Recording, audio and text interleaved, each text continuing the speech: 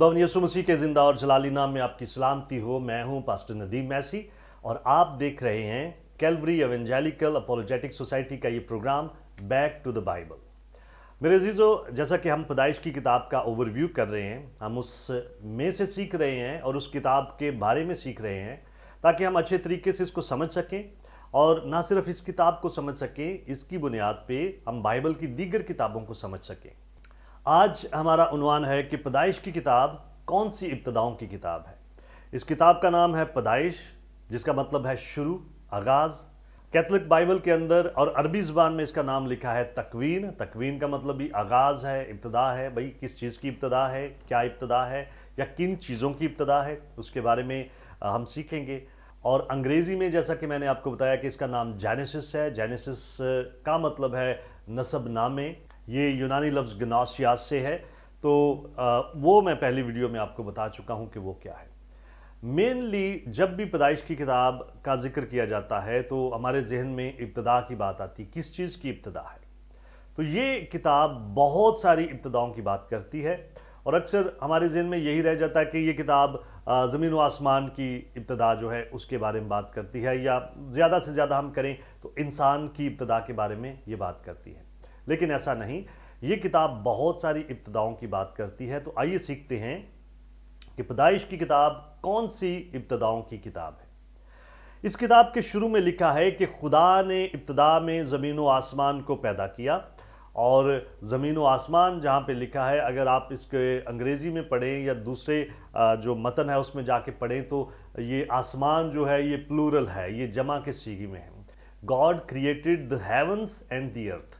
तो इसमें उसने पूरी कायनात को तख्लीक किया। ये पूरी कायनात की इब्तदा की किताब है। तो अगर आप फैक्ट्स की बुनियाद पे इसको देखना चाहें तो ये तमाम हकीकी तारीख की बुनियाद है। हिस्ट्री कहाँ से शुरू हुई, इंसान कहाँ से आया, उसके बारे में जो कुछ भी आज तक है दुनिया में, जो रिकॉर्डेड है या जो रिकॉर्डेड नहीं है, जो रिकॉर्डेड हिस्ट्री का हिस्सा नहीं है, उसको भी ये किताब बयान करती है। और जो रिकॉर्डेड हिस्ट्री है उसको ये बयान करती है और ये फैक्ट्स की बुनियाद पे ये सारी चीज़ें करती है। उसको बाहर की दुनिया में या जो रियल हिस्ट्री है उसके साथ मैच करके देखा जा सकता है कि ये वाकई जो हिस्ट्री बयान करती है पैदाइश की किताब, सेक्युलर हिस्ट्री उसको कंफर्म करती है। कोई भी ऐसी बात बाइबल नहीं करती जो हिस्ट्री को सही तौर पर रिप्रेजेंट ना करती हो। तो हिस्ट्री जो है, तमाम हकीकी तारीख, उसकी बुनियाद ये किताब है। उसके बाद ये तमाम हकीकी साइंस की भी बुनियाद है, उसकी भी इब्तदा है।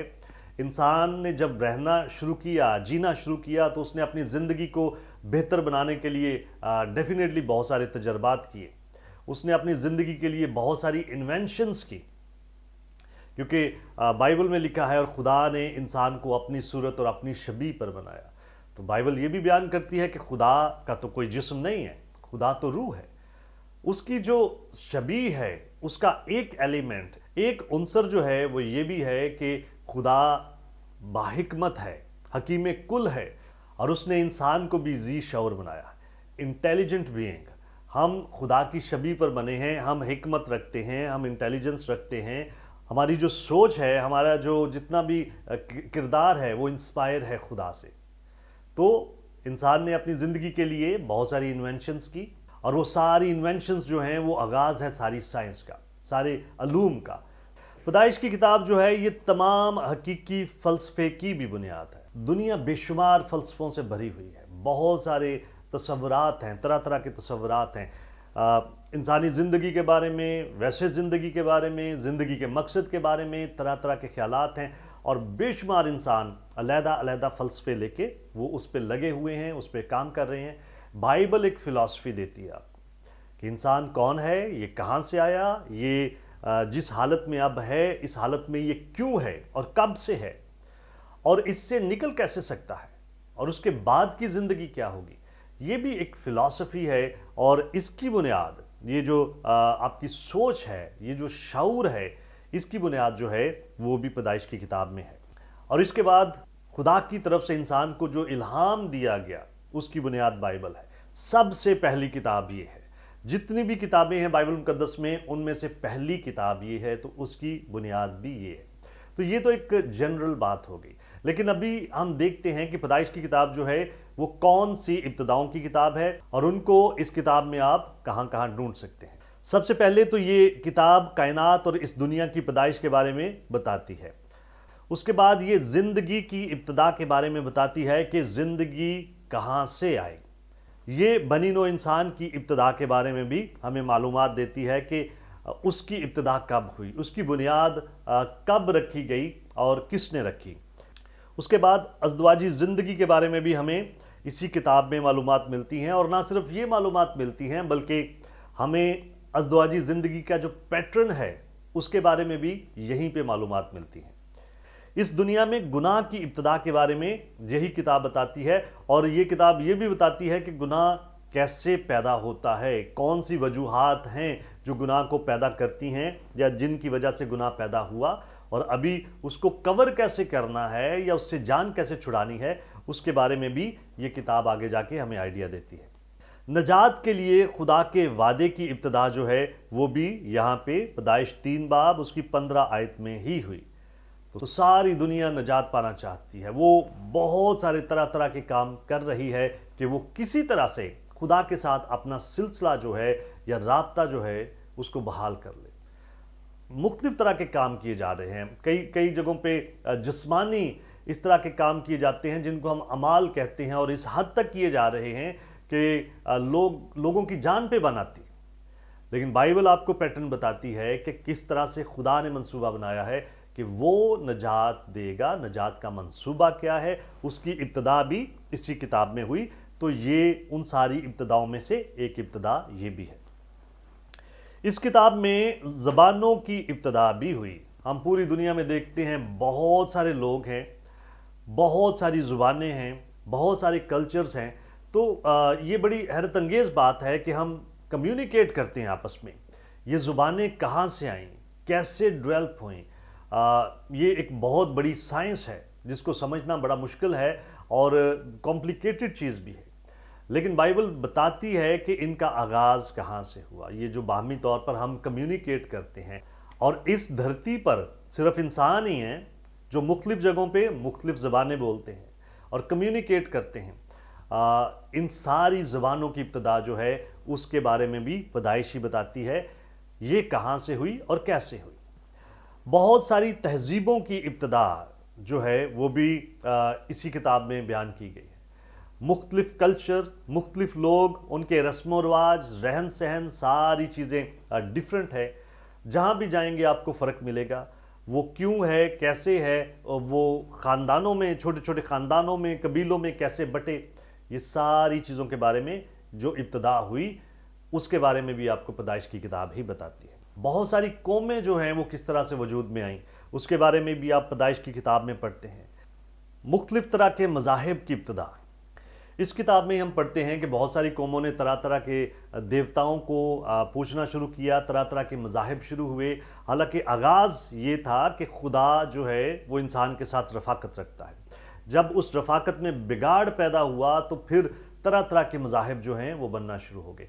और एक जो मज़हब है वो तो उसी वक्त बन गया था जब आदम और हवा ने खुद से अपने आप को ढांपने की कोशिश की और उन्होंने खुद से रास्तबाज बनने की या उसी स्टेट में जाने की कोशिश की कि शायद हम ये पत्तों का लिबास पहन के दोबारा उसी हालत में चले जाएंगे, अपने आप को कवर कर लेंगे और शायद हमें वो रास्तबाजी या वही मासूमियत दोबारा से मिल जाएगी। तो यहाँ से इंसान ने अपनी अकल से सोचना शुरू किया कि मुझे क्या करना चाहिए खुदा को राज़ी करने के लिए या खुदा के साथ दोबारा से अटैच होने के लिए। और वहाँ से चीज़ें बिगड़ती बिगड़ती बहुत सारे मज़ाहिब जो दुनिया में उन्होंने जन्म लिया।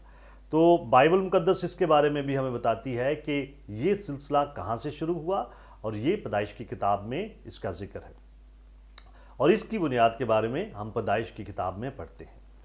उसके बाद अब्रानी लोग या बनी इस्राएल कौम, इसकी इब्तिदा के बारे में भी यहाँ पे पढ़ते हैं। अगर आप अपनी बाइबल को खरूज से शुरू करें तो खरूज में लिखा है कि कुछ लोग मिस्र में हैं, वो बड़ी बुरी हालत में हैं, वो गुलामी में हैं, वो पिस रहे हैं, वो रो रहे हैं, चिल्ला रहे हैं اور خدا ان کی پکار کو سنتا ہے اور خدا چاہتا ہے کہ میں ان کو آزاد کروں اور خدا ان کو آزاد کرواتا ہے۔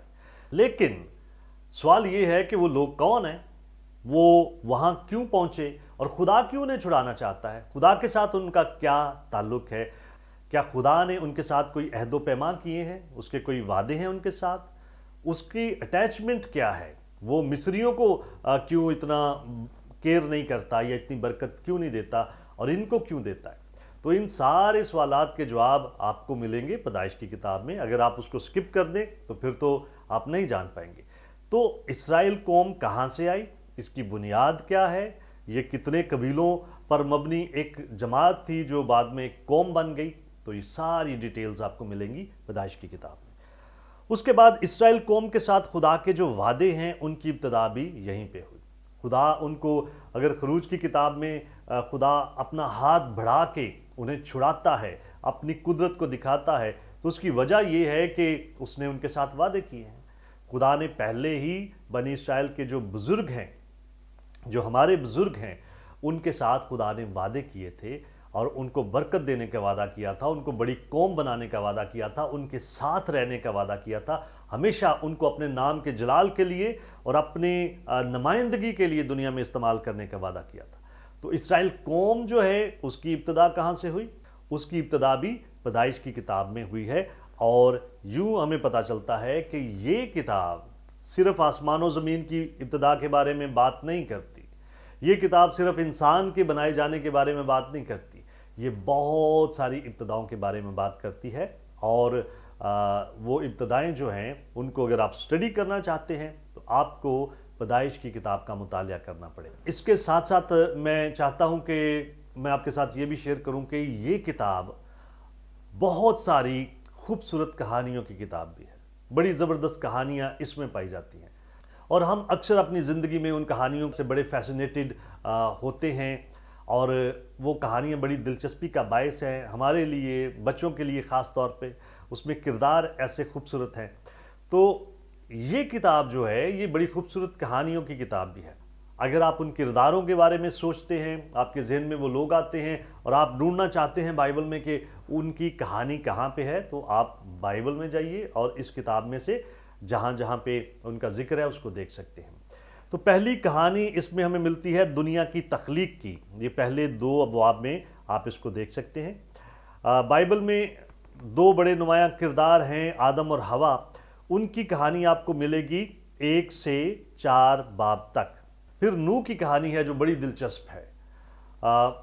پوری دنیا میں گناہ ہے، گناہ راج کرتا ہے، بدکاری بہت بڑھ گئی ہے، انسان توبہ کی طرف آنا نہیں چاہتا اور خدا عدالت کرتا ہے اس وجہ سے، لیکن خدا کو ایک بندہ راست باز ملتا ہے، اس کا خاندان اس کے ساتھ ہے، خدا اس خاندان کو بچاتا ہے، اس بندے کو بچاتا ہے، اور اس کے ذریعے سے دوبارہ سے نسل انسانی کو زمین پر وہ بناتا ہے یا بڑھاتا ہے۔ تو بندہ نوح ہے، اس کی کہانی اگر آپ جاننا چاہتے ہیں، اس عظیم طوفان کی کہانی آپ جاننا چاہتے ہیں جس کو عالمگیر طوفان ہم کہتے ہیں، یونیورسل فلڈ، تو اس کی کہانی آپ کو ملے گی پیدائش 6 سے 9 ابواب کے اندر۔ اگلی کہانی ہے بابل کے برج کے بارے میں، اور یہ کہانی ہمیں ملتی ہے پیدائش کی کتاب اس کے 11 باب میں۔ تو بابل کا برج جو ہے یہ ہسٹری میں بھی اس پہ بات ہوتی ہے، یہ ایک بڑی مسٹیریس سی چیز ہے، پرسرار سی چیز ہے، اس کے بارے میں بہت سارے مفروضات ہیں، بہت ساری رائے ہیں، ابھی میں کوئی مفروضہ یا کوئی رائے نہیں پیش کرنا چاہتا، لیکن یہ ہسٹری میں ایک فیکچول ایلیمنٹ ہے، ایک حقیقی چیز ہے۔ تو اس کی سٹوری کیا ہے، وہ کہاں پہ بنایا گیا، کیوں بنایا گیا، مقصد کیا تھا، جب وہ بنا رہے تھے تو کیا ہوا، اور پھر جو بنا رہے تھے ان کا انجام کیا ہوا، یہ ساری کہانی جو ہے یہ آپ کو ملے گی پیدائش کی کتاب میں۔ اس کے بعد ہمیں خوبصورت کہانی ملتی ہے ابراہیم کی کہانی ہے پیدائش 12 باب سے لے کے 23 باب تک۔ تو ابراہیم کی ساری زندگی، ابراہیم کون تھا، کہاں سے آیا، کیوں آیا، اس کو کس نے بلایا، کیا وعدے کیے، کس نے اس کو وہاں پہ لا کے آباد کیا، اور کس نے اس کی ہمیشہ رہنمائی کی، وہ ساری سٹوری آپ کو ملے گی اس کتاب کے اندر۔ اور اس میں اگرچہ ابراہیم کی کہانی 23 باب تک اس کی جو ایکٹیویٹیز ہیں وہ ہمیں نظر آتی ہیں، اس کی وفات 25 باب کے اندر ہوئی، लेकिन मेनली 23 बाब तक उसकी कहानी चलती है। उसके बाद एक बड़ी सबक आमूज कहानी हमें मिलती है लूत की कहानी पैदाइश 12 बाब में शुरू होती है इब्राहिम के साथ ही, और ये 19 बाब पे जाके इख्तिताम पजीर होती है, और ये हमें बहुत बड़े बड़े सबक सिखाने वाली कहानी है। तो लूत के बारे में अगर आप जानना चाहते हैं, सदूम अमूरा के बारे में आप जानना चाहते हैं, तो ये कहानी लूत की है, और ये शुरू होगी पैदाइश 12 बाब से, ये 19 बाब तक चलेगी। फिर अगली कहानी है इजहाक की कहानी 21 बाब से शुरू होती है पैदाइश में, और 26 बाब तक चलती है। वैसे तो इजहाक की वफ़ात जो है वो पैदाइश 31 बाब में होती है, लेकिन उसकी जो मेन एक्टिविटीज़ जिनको दर्ज किया गया है पैदाइश की किताब में, वो 26 बाब तक ही चलती हैं। इसके बाद बड़ी ही खूबसूरत और आपकी तवज्जो को अपनी तरफ मबजूल करवाने वाली कहानी है यकूब की कहानी शुरू होती है पैदाइश 25 बाब से, और ये 36 बाब तक चलती है। अगरचे यकूब का किरदार आगे भी चलता है, यकूब की वफ़ात जो है उसका ज़िक्र 49 बाब में है, 50 में उसकी तदफीन का ज़िक्र है, तो ये आगे भी चलती है, लेकिन मेन जो एक्टिविटीज़ हैं उसकी वो 36 बाब तक ही चलती हैं। और फिर बड़ी खूबसूरत कहानी, इस किताब की जो आखिरी कहानी है वो यूसुफ की कहानी है। ये 37 बाब से शुरू होती है और 50 बाब तक चलती है, और 50 बाब में यूसुफ की वफ़ात का जिक्र है। तो ये जो किताब है ये ना सिर्फ इब्तिदाओं की किताब है, ये बड़ी ही खूबसूरत कहानियों की भी किताब है, और ये सिर्फ कहानियाँ नहीं हैं। फिर मैं कहना चाहता हूँ ये कोई अफसानवी दास्तानें नहीं, सिर्फ कहानियाँ नहीं हैं, ये फैक्ट्स हैं, ये हिस्ट्री है, ये इसराइल कौम की हिस्ट्री है, उन लोगों की हिस्ट्री है जिनके साथ खुदा ने काम किया, जिनके वसीला से खुदा ने मंसूबा बनाया बनी नौ इंसान की नजात का, और ये खुदा के इस ज़मीन पर काम की तारीख़ की किताब है।